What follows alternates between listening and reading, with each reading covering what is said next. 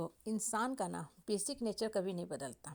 किसी भी इंसान का बेसिक नेचर जो होता है ना, जैसे कोई इंसान बहुत कुटिल है, धूर्त है, कनिंग है, तो वो समाज के सामने अच्छा बनने का कोशिश करेगा, मीठा बनने का कोशिश करेगा, अपने आप को दिखाएगा कि हम बहुत अच्छे हैं। लेकिन एक्चुअल में उसका बेसिक नेचर कभी नहीं बदलेगा। जो उसकी आत्मा का क्वालिटी है ना, कनिंग, फिसी, धूर्त, लोमड़ी वाला, वो एज इट इज ही रहेगा। सांप को देखो, शंकर जी गला में लपेट के माला की तरह घूमते रहते हैं, भभूतधारी भगवान शंकर। लेकिन सांप का संस्कार सुधरता नहीं, फिर भी सांप काटता ही काटता है।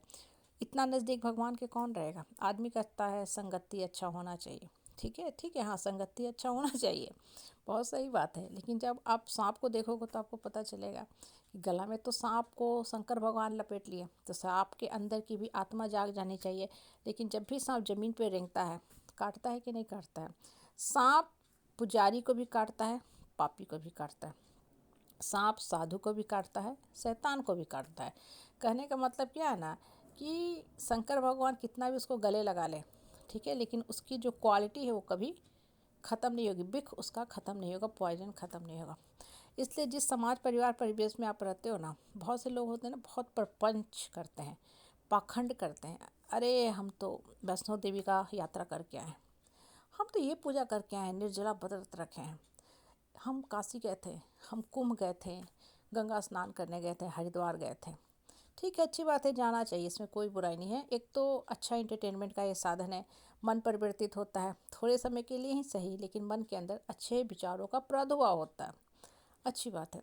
लेकिन वहाँ से लौट के आने का मतलब ये नहीं है कि आपके पास एक हॉलमार्क का सर्टिफिकेट आपके आत्मा में आ गया, गारंटी कार्ड के साथ आप आ रहे हैं कि अब आप वास्तव में साधु बन गए। डुबकी लगाने और निकलने से कोई साधु नहीं बनता है, नहीं बनता है। हाँ बनते हैं, लेकिन बहुत बहुत बहुत मेहनत करना पड़ता है। जैसे किचन में हम रोटी बनाते हैं ना, तवा होता है, काला होता है, उसको ईंटा से हम नॉर्मली मांजते हैं। हाँ, काम वाली दीदी आंटी ईंटे से मांजती है, या हम खुद भी ईंटे से ही सफाई करते हैं। तो बहुत रगड़ना पड़ता है, तब जाके वो एक नॉर्मल होता है, उसको आप उजला नहीं कर सकते हो। हाँ, वही हाल है लाइफ का, ठीक है। तो बहुत ज़्यादा लोगों से एक्सपेक्टेशन भी मत रखो।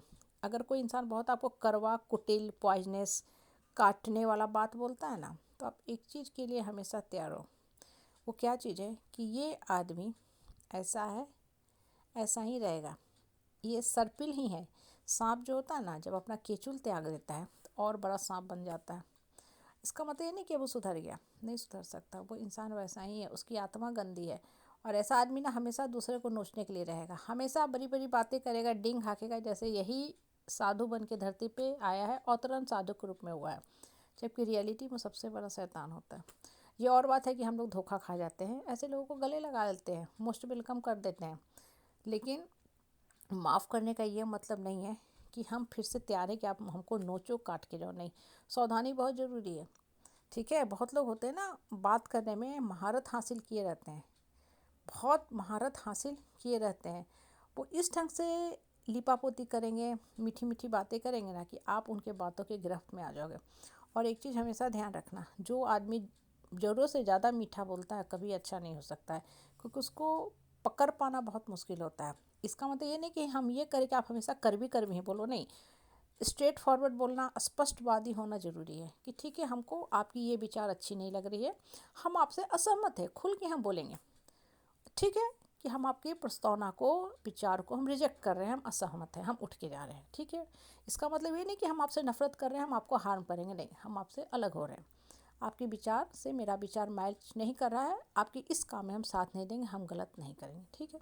ये बहुत अच्छी बात है। लेकिन कुछ लोग क्या करेंगे ना, आपके मुंह पे बहुत अच्छा बात बोलेंगे, हाँ हाँ हाँ, बहुत अच्छा आप काम करें, बहुत महान हैं आप, हम एकदम आपके साथ हैं। और आपसे बात करके निकलेंगे, 10 जगह जाएंगे, आपकी शिकायत करा देंगे, आपको जग हंसाई का पात्र बना देंगे, कि देखिए वो ऐसा कर रहे हैं। आप भी हैरत में पड़ जाओगे कि हमने इस इंसान पे विश्वास किया ही क्यों। तो गलती आपकी है ना, आपको समझ जाना चाहिए था। कुछ समय साथ रह के इंसान सामने वाला को समझ जाता है। तो अगर आप उस इंसान पे बार बार विश्वास करें, एक बार धोखा, 2 बार खाने के बाद, तो फिर वहाँ गलती आपकी है कि आप सांप से कटवाने को तैयार हैं, ठीक है। सांप नहीं सुधरा तो ये इंसान कैसे सुधरेगा, ठीक है। इसलिए जीवन में इंसान को पहचानना सीखो।